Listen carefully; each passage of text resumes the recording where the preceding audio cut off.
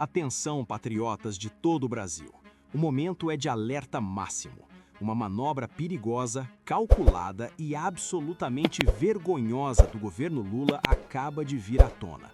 E o nosso país pode pagar um preço altíssimo por essa irresponsabilidade diplomática e ideológica.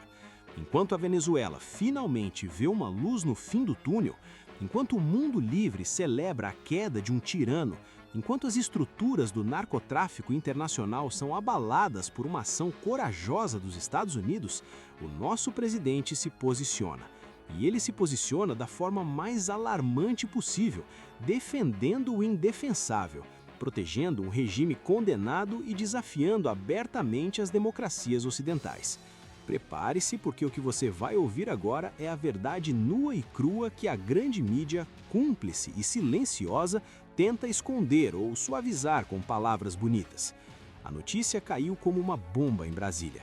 A operação do governo Donald Trump, que resultou na captura do ditador Nicolás Maduro e em bombardeios estratégicos na Venezuela, foi um marco histórico. Foi o dia em que a impunidade na América do Sul sofreu seu golpe mais duro. Mas enquanto os brasileiros de bem que acompanham o sofrimento dos nossos irmãos venezuelanos há anos sentiram um sopro de esperança, o Palácio do Planalto entrou em pânico. Sim, pânico. E a reação oficial do governo brasileiro não demorou a chegar, revelando de que lado a atual gestão realmente está.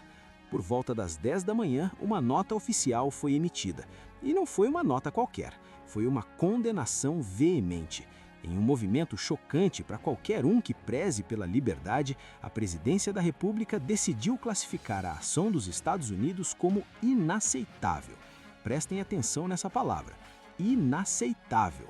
Para Lula e para o Itamaraty, inaceitável não é a fome na Venezuela, inaceitável não é a tortura de opositores políticos, inaceitável não é o tráfico de drogas comandado pelo Cartel de los Soles.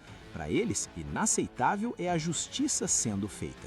A nota afirma que a operação é uma afronta gravíssima à soberania da Venezuela. Mas de que soberania eles estão falando? A soberania de um povo oprimido ou a soberania de um grupo criminoso que sequestrou um país inteiro?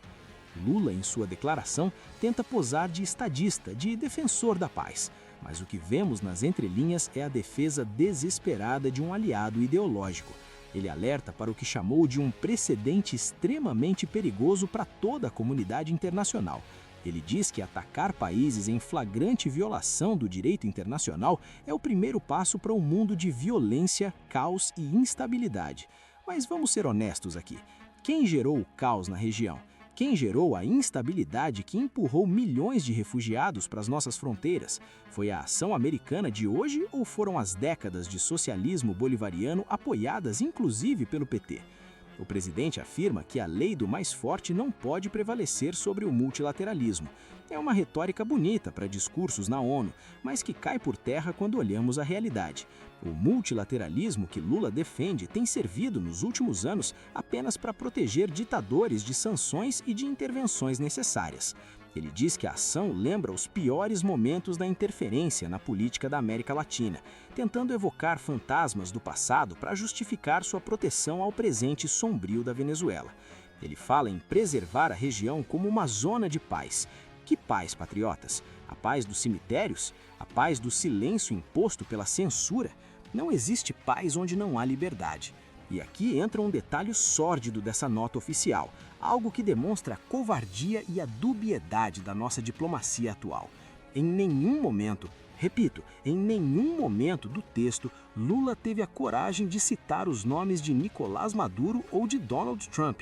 Ele condenou a ação, mas ocultou os protagonistas.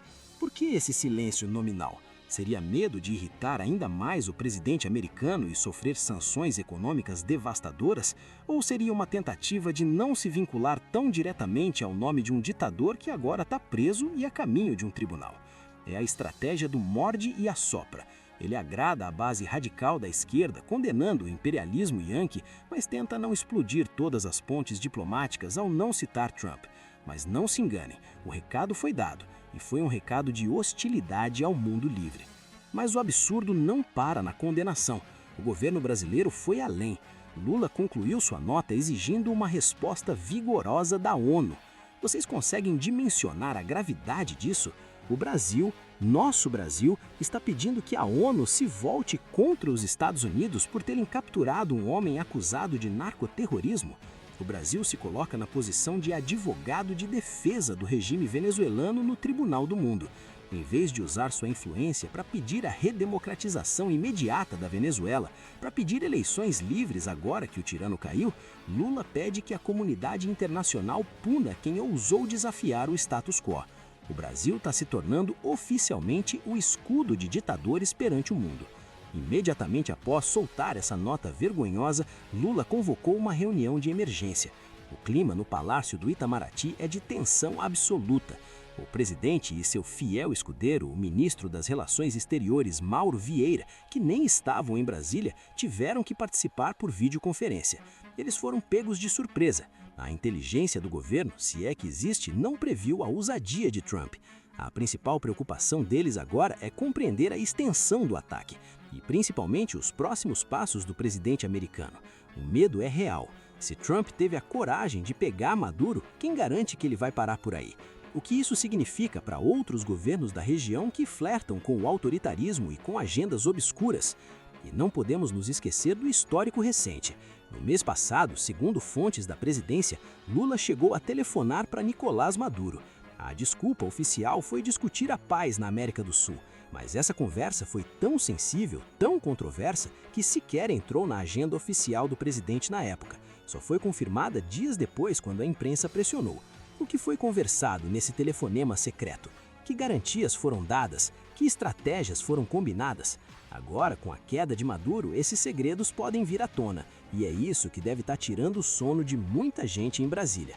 Enquanto isso, nas nossas fronteiras, a realidade se impõe.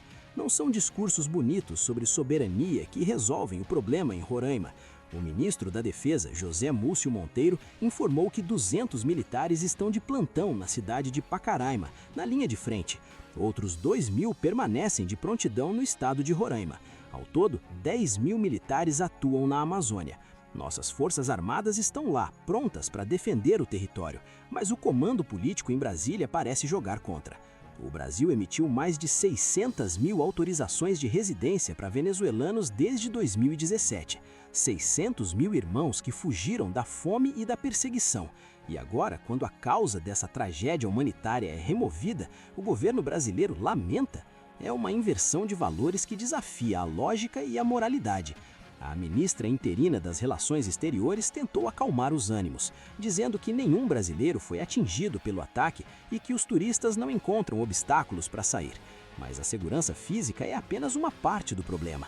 A segurança diplomática e econômica do Brasil está em jogo. Inicialmente, quando voltou ao poder em 2023, Lula correu para reatar laços com a Venezuela, desfazendo a postura correta e firme do governo anterior de Jair Bolsonaro, que havia rompido com a ditadura. Lula tentou normalizar o absurdo, trouxe Maduro para Brasília com honras de chefe de Estado. Lembram?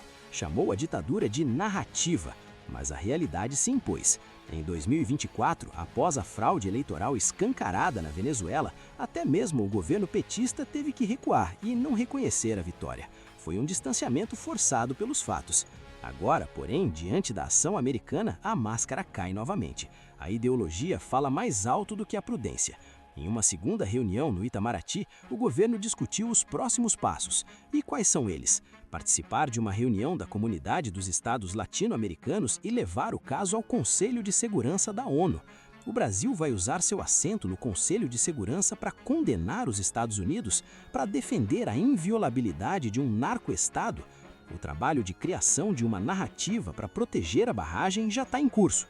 A especialista em relações internacionais ouvida pela imprensa disse que a nota foi cautelosa, mas assertiva, tentando marcar um distanciamento. Ela diz que o Brasil condena a invasão, mas não apoia Maduro. Mas na prática, patriotas, na geopolítica real, condenar quem derruba o ditador é sim dar oxigênio ao que resta da ditadura.